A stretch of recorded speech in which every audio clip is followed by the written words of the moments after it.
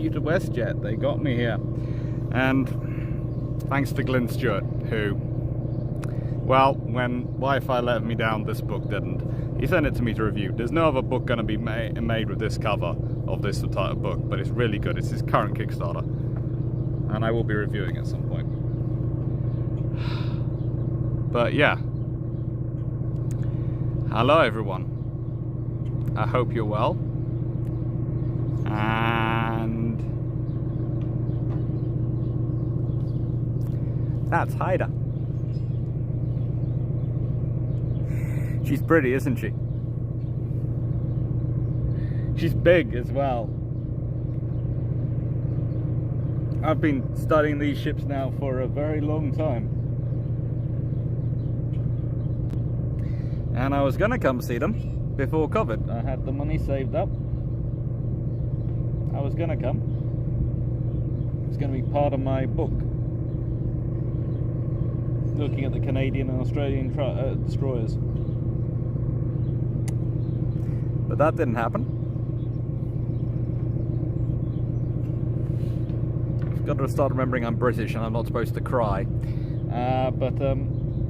Yeah, there she is.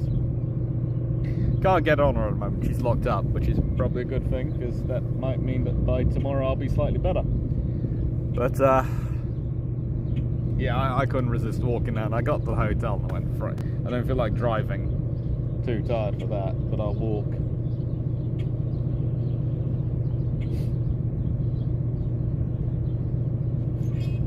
She's a beautiful looking ship, and it really annoys me that she's the only one left, because whilst she deserves to be left, there are so many others which deserve to be left with her. Now you got Nubian, which, because of the way you count destroyer battles versus battleship battles, doesn't have as many battle honors as Warspite, yet certainly deserves as many. You have Eskimo, which lost bowels and still somehow survived World War II. She lost bowels. You have Asante. She didn't get to survive either. She should have done, but she didn't.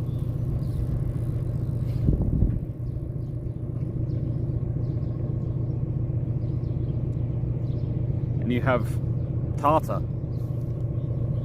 Lucky Tartar. A very good ship, a very happy ship, but she didn't survive either. All of them got lost to the breaker's yard, all of them. Hello Autumn, hello John Shea, hello SL2H, SL2H. Hello Anook, yeah. There you go. I'm reliably informed it's very, very late past midnight back home in the UK. I wasn't going to sleep before I saw her though. Look at that gorgeous looking ship. And she is bigger. I'm gonna get up. I had to sit down for a moment. This is the thing, people go, destroyers, they're small ships, they're tiny ships, they talk about them as being the little ships of war. I am a little bit shy of 6 foot. Probably 5'11"-ish. I am absolutely dwarfed by this ship.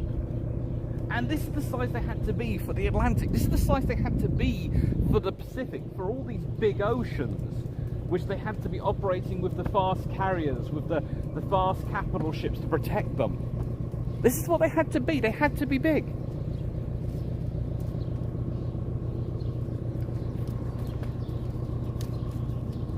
I'm going to spin the camera around just so you can see it more clearly, because that's a better camera.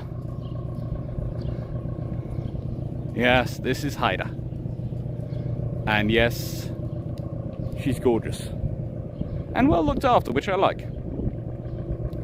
Yes, I have got here today thanks to the joys of, well, mainly thanks to the joys, and I say this with a full meaning of joys of WestJet.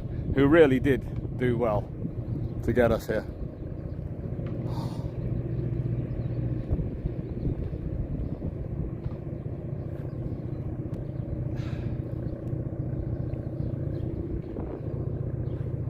She's a really good, cute ship.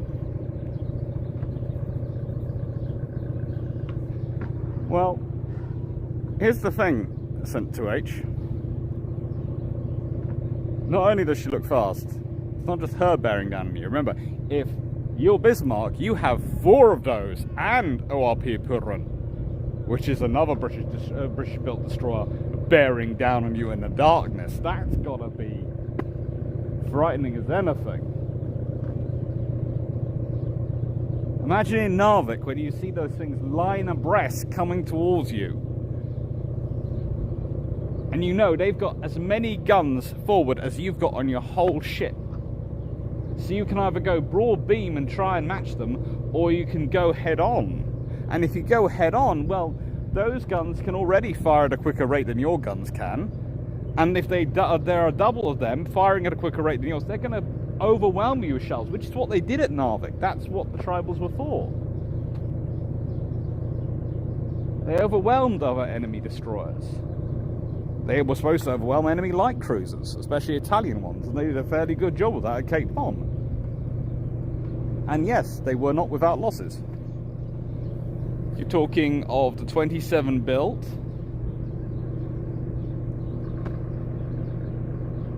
the Royal Navy build 16. They lose 14 in the war. The Canadians lose 1. 15 are lost in World War II.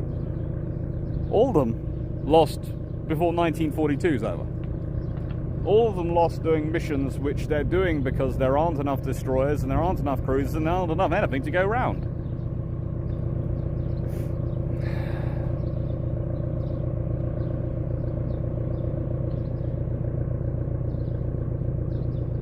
She's a good looking ship. She really is.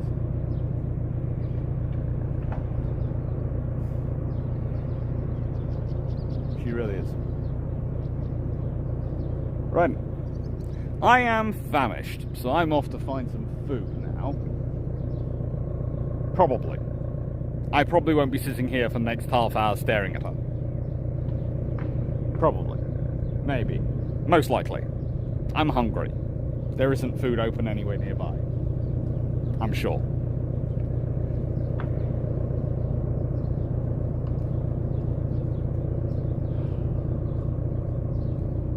Don't think I can go swimming in that water tonight. I haven't brought my trunks with me.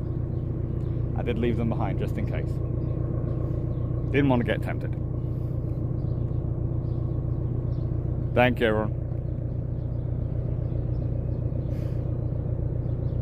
It is pretty good weather out here. And you start to realise that Hamilton is actually a really cool place. I'm fairly sure these are for show. But yeah, they've got a lot of cool stuff here.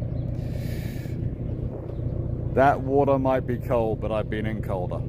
Take care, everyone. Thank you, and thank you for all your support. Without your support, I wouldn't have got here. So, thank you very much, everyone. Thank you, and you'll be seeing more from Haida, probably from me tomorrow. Take care.